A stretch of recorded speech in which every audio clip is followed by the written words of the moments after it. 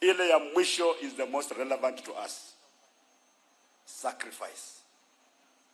Sacrifice. Leadership katika taifa la Kenya hatujui sacrifice ni nini. Kiti cha urais ni kiti tamu kweli kweli. Maana rais yuko mahali kila mtu anasimama unapika salute. All state resources ni zako. Maisha yako yanakuwa sawa sawa. Hutawahi kuona tabu tena. Huwezi kutuambia kwamba tukikuwa president umesacrifice. Ni watu wamesacrifice kufanya wewe ukue rais.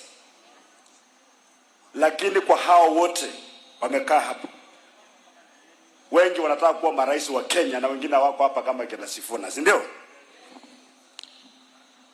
Sacrifice. Sacrifice.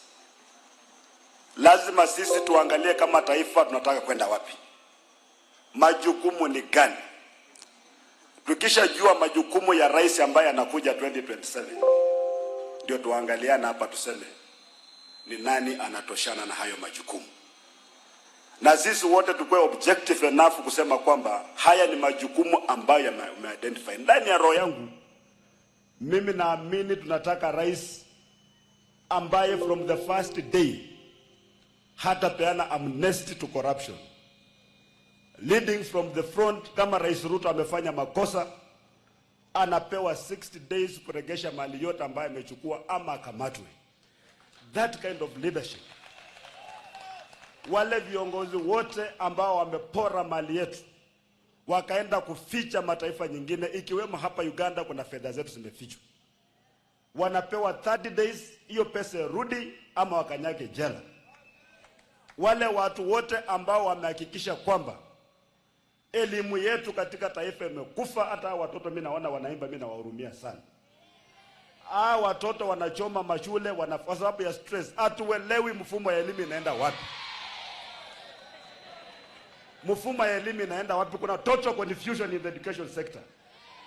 Kuanzia chini, mwalimu haelewi mfumo inakaa namna gani, mzazi haelewi, director of education haelewi, waziri wa elimu haelewi, Ruto haelewi, Natembeya haelewi.